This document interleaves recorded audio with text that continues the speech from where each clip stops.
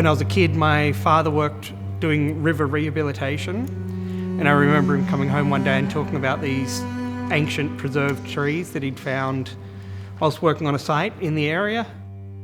And I kind of just, had them in the back of my head for 25, 30 years. These large river red gums are preserved in the quarry basins around Albury-Wodonga.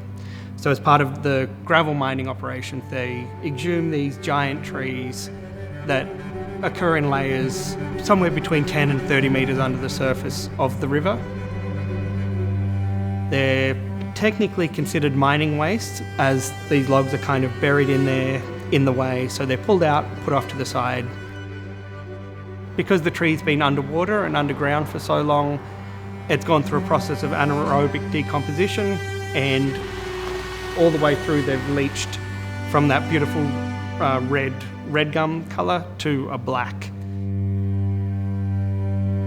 One of the first things I did was call a Wiradjuri elder that I'm friends with and ask her if me working with the trees was appropriate. I didn't want to be, through lack of knowledge, painting a church hot pink or damaging something or working in a way that wasn't culturally acceptable. So I put in the proposal, and then I had a few meetings with the Duramulang Elders Group, which is the Wiradjuri Elders Group in Albury. It's really nice to be able to work with the Wiradjuri community in the area where I grew up.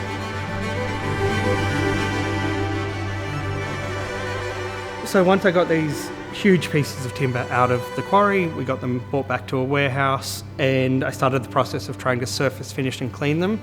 They were cleaned and then sanded and cleaned over and over, hours and hours and hours, to remove from a surface like this, one I'm sitting on, to a surface that we see down there, which is the really deep black timber. The elevated tree is being dated at about 6,300 years old, and the two submerged trees are 11 and 12,000 years old each. So for me, it was kind of thinking about the stories that these trees could tell, who are the inhabitants, how much the environment's changed, not only in the last 200 years, but in the last 2,000 years, and then the last 10,000 years.